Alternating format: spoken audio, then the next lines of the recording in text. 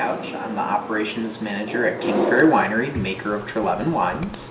And we are actually the oldest winery on the east shore of Cayuga Lake. We planted the vineyard in 1984, and the winery first bottle sales was Christmas Eve of 1989. This is our press room. This is the majority of this, where almost all the processing occurs. Every grape's going to come through this room in our winery. We do about 10,000 cases a year now. 64% of the production comes from our property. The rest comes from 100% of the Finger Lakes. The grapes would normally come in here and they would go into this device just outside of this door here, which is a giant square funnel that leads down to a cylinder. That's about the size of a 50-gallon drum. And inside of it is another cylinder that's perforated with a bunch of nickel or grape-sized holes.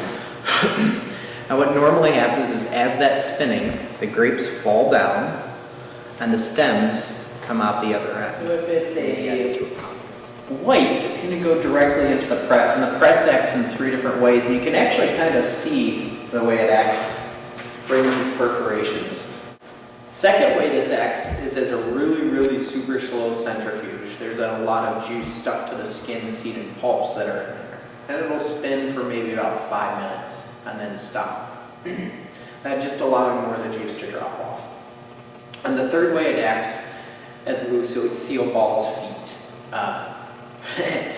They don't want anyone's feet in there anymore. Something about my feet probably. Anyways, there's a rubber bladder inside of it that will slowly inflate over a period of time, and then it'll stop and it'll rotate. Most winemaking is handled in October, November, January, February. And this room isn't heated. There's actually a chemical pumped in and around it to actually be able to cool these tanks. So all of these little dimpled sleeves have a chemical running through it that allows these tanks to be cooled down.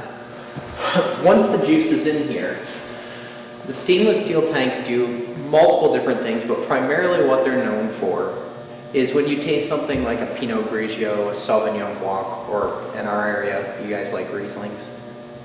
Yeah, everyone likes Rieslings.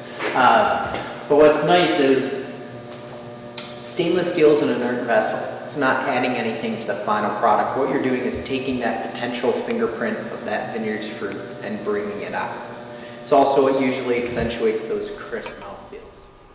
This is actually my favorite part of the tour. These barrels are filled up, we'll say mid-September.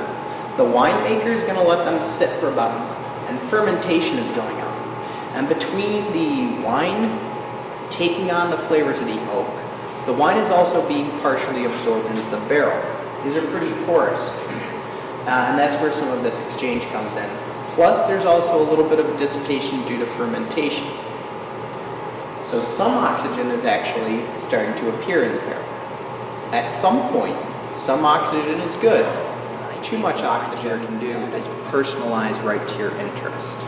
It's not something where you have to know a lot about wine. If you're at a winery that's worth 2 cents, the snobbery of, oh, you just don't know, that's no good. Walk out of those places. You should feel comfortable to be able to walk in and ask any question you want in any winery. We love people that want to learn about us.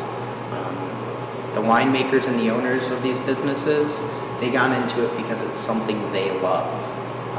It's a craft, it's a science, it's an art. And the tasting room staff are here to accommodate and let you know about not just the product, but the way it was made.